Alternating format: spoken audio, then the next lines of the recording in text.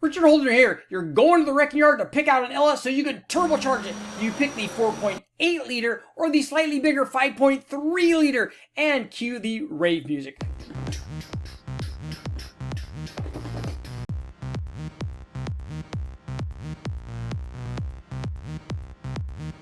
In this video, we're going to compare two junkyard motors. We have a 4.8 liter LR4 and a 5.3 liter LM7.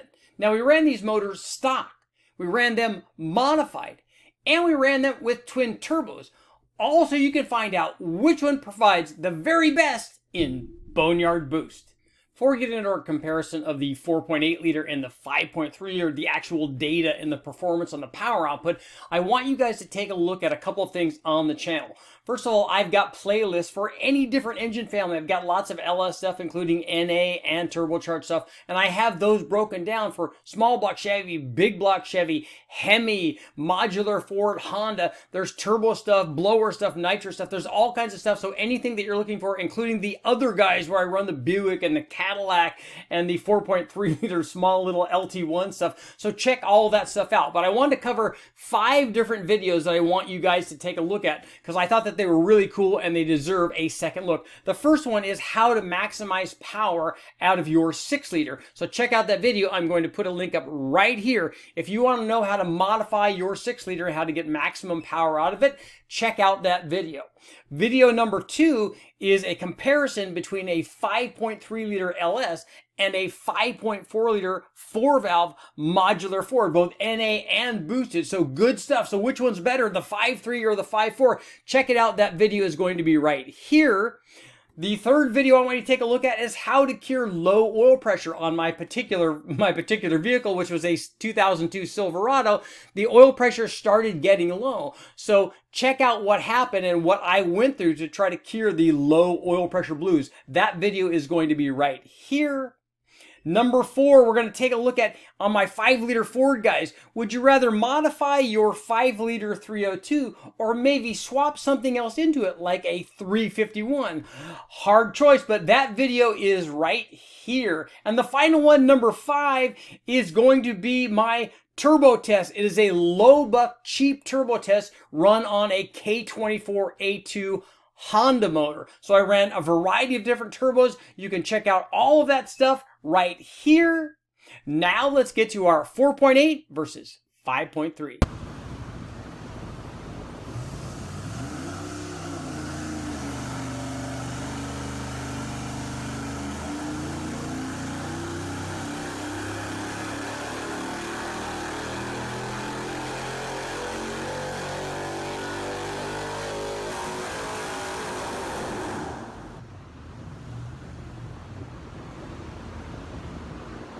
To illustrate the difference power-wise between a 4.8 liter and 5.3, we can take a look at 2 different junkyard motors that we put up on the dyno. Now, when we run them on the dyno from the junkyard, we don't run them with all of the factory exhaust or usually the accessories or even the air intake. When we run them, we take them out of the wrecking yard, maybe hose them down a little bit to get some of the big stuff off. Then we run them with an open throttle body. We run them with no accessories and just an electric water pump. And we would normally run them with some sort of long tube header, either an 1 3/4 or an 1 7/8 long tube header, and then a collector extension. It kind of helps simulate the exhaust or at least add torque in our combination because the length of the collector has a definite effect on the power curve. So that's normally the way that we run it just because it's most convenient and easier to run on the dyno than configuring it with all of those things on the dyno, hooking up all the accessories, running a full exhaust, putting the whole air intake on there. I have a video up. If you want to take a look at that, you can, where I tested all the accessories and things to find out how much power they are worth. But we normally don't run them like that. But we ran both the 4.8 and the 5.3 in this configuration. We also ran them with an optimized tune, and we run them closer to 140 to 150 degrees. And usually, obviously, the factory stuff is going to be up closer between 190 and 200 degrees. So this is why when we run these, the power output that we're seeing on the engine dyno is obviously different than the factory rated power output. So there's nothing different about the motor. It's just that we're testing it in a different configuration, in a different way than the factory does. They rate it with everything on there, all the accessories, all of the air intake, run with the factory conservative tune, run at their temperature, run with a full exhaust, cats and everything the way that it is in the car. It's not rated at the tire, it's rated at the flywheel, but with everything on it. So here's what happened when we ran. We can compare a stock 4.8 to a stock 5.3 and show you the power differences and why you might want to consider one over the other. So this is our 4.8 liter. It's an LR4. It's a Gen 3 4.8. It produced 333 horsepower. And note that it made peak power at 5,500 RPM. And it made peak torque at 4,700 RPM. It made the same at 47 and 4,800 RPM. It made 343 foot-pounds of torque. We ran these things all the way down at 2,000 RPM in this case to kind of give you an idea. And here's what happened when we ran a 5.3 liter under the same conditions. And you can see as we would expect, more displacement is going to add power basically everywhere. And I know you're looking out at the top of the RPM range where it didn't actually add power.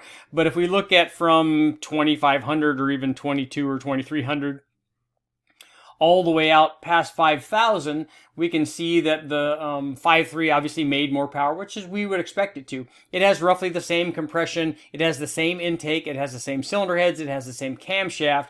The only thing that it has that's different is the displacement, and displacement adds power, as we see here. It produced a lot more torque. This combination on the 5.3 produced 353 horsepower, so about 20 more, and produced 384 foot-pounds of torque, so quite a bit more torque. You can see it looked like the 5.3 kind of tapered off out here toward the top, which is why all of the 4.8 guys say, yeah, that 4.8 loves to rev, and as you see here, it does make peak power at a higher RPM. The 5.3 made peak power at 5,200 RPM. Yeah, 5,200 RPM, and made peak torque at 4,300 RPM. So both of those were earlier than the smaller 5.3 with the same intake, heads, and camshaft. And that's something that's kind of typical of displacement. But it makes more power. And the thing that's nice is if you're going to run a turbo, let's say on even a stock combination, all this extra torque that you see from 2,500 all the way out to 4,500 is going to help with turbo response. So any given turbo will be more responsive on the bigger 5.3 than it will on the 4.8, although the 4.8 likes to rev. Let's look at some modified versions. Now that we compared a stock Junkyard 4.8 to a stock Junkyard 5.3, we can take a look and see what happens when you modify them. Now for a turbo application, a lot of guys will do the following thing. They will put cam and springs and then boost on it, but we'll show you what happens when you go to kind of the extreme, when we put at least heads, cam, and intake on it for an NA application, and how much power you can get when you modify it. You don't have to go to that route if you're doing a turbo. Obviously, if you want to make 700 horsepower, you don't need aftermarket heads or even ported heads for that. You just need a cam, or even 800 or 900 or even 1,000 horsepower. Most guys, as I said, will just do cam, springs, and turbos for anything below 1,000 horsepower. But let's take a quick look at what happens if you do modify these and how the 4.8 and the 5.3 respond to NA modifications. This particular combination was an LR4 from the Junkyard. We ended up putting some ring gap in it because we were eventually going to run boost on it. We also installed different heads, cam, and intake. So we removed the factory 706 heads, the truck intake manifold, and the factory LR4 camshaft. And then we installed TEA ported stage 2 706 heads. So CNC ported 706 heads, which work really, really well on that size bore. We also put a Crane 224 cam in it, which was 590 lift at 224, 232 degree duration split and 114 degree lobe separation angle. And we also ran it with 1 3/4 the same way that we did when this thing was run stock. The last thing we did was put a fast LSXRT intake manifold. And for those guys that asked, the LSXR and the LSXRT produced identical power curves. So they're basically the same manifold. They look a little different. One has a little more plenum volume. The other one will fit in areas that the other one won't. The LSXRT obviously is quite a bit taller. The LSXR will fit under the hood of a lot of combinations, where the LSXRT will not, but they both make the same power. So equipped with that fast intake and 102mm throttle body, our crane cam and the TEA ported 706 heads, our 4.8 liter produced 476 horsepower and made peak power all the way out here at 7,000 RPM and produced 392 foot-pounds of torque and made peak torque out here at 5,900 RPM. Now let's take a look and see what happens when we modified a 5.3 liter with similar mods. We had a stock bottom end, an LM7, so with a dish piston. It had ring gap in it because we were going to run a bunch of nitrous on this one. And we modified it in the same way with different heads, cam, and intake manifold. Now, not the same ones. I've done that on a 5.3 also. I'm not giving you a direct back-to-back. I'm just showing you, here's what happens when you modify these, when you put good heads, cam, and intake manifold on them. This particular one had TrickFlow 215 heads on it, so CNC ported Gen X heads. It had a comp Extreme Energy, that's a 54-469 cam, 54-459 cam, 617, 624 lift, a 231, 239 degree duration, and 113 degree load separation angle. It also had the LSXRT manifold on it, and also had 1 3/4 headers. And as you can see, like we saw with the stock motor, the 5.3, a modified 5.3, just makes more power everywhere. It's just bigger, so it makes more power. It does make peak power at a lower engine speed. This one made peak power 502.8, made peak power at 65 or 6,600, made peak torque of 443 foot-pounds, but made it down at 5,500 RPM. 55 to 5,600 RPM. So both of those earlier than the smaller 4.8 liter. Again, that's a smaller motor. It will make peak power higher with the same kind of modifications. That's what they do. Now let's take a look and see what happened when we added boost to these kinds of turbo, to these modified motors, and find out how they respond to boost. Now comes the important part. Let's take a look at the 4.8 and the 5.3 modified versions that we added boost to. Now both of these were the original Big Bang motors. First, obviously, there was the 4.8, and then we obviously ran, after that, we ran the 5.3 liter. But our 4.8 liter was a modified 4.8. It was a stock bottom end with ring gap. It had ported heads. It had a good camshaft. It had a fast intake manifold on it. It had two 76mm turbos from CX Racing. It had an air-to-water intercooler. We had race gas on it. And we obviously had the right timing and air fuel on this combination. This particular boost level, we were running at 19 pounds on the 4.8 liter.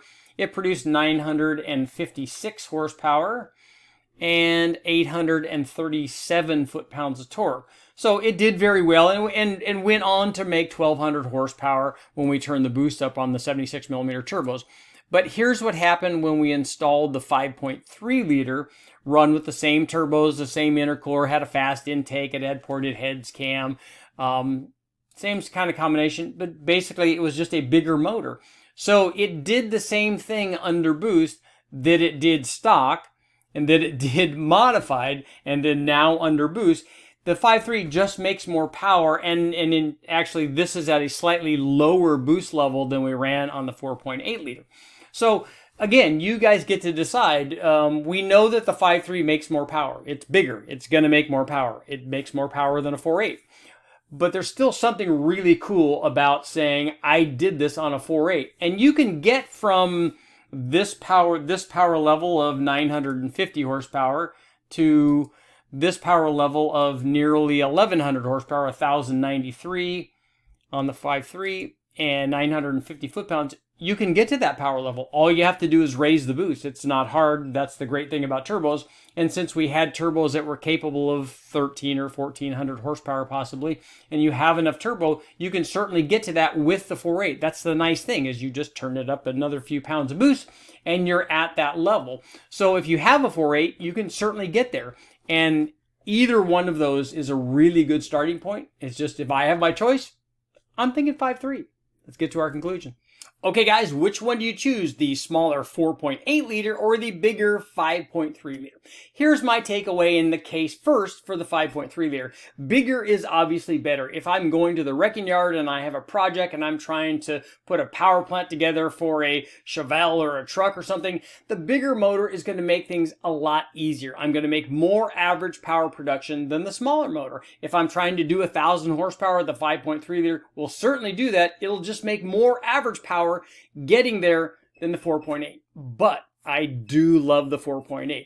I remember when we did the first Big Bang motor, we thought we were doing well. We made a ton of power. We made like 1,200 horsepower. We thought this is really good power out of a 5.3 liter. When we found out that it was a 4.8 liter, I was even more excited because we had done even more with less. So there's something to be said for that little 4.8 liter, so don't count it out.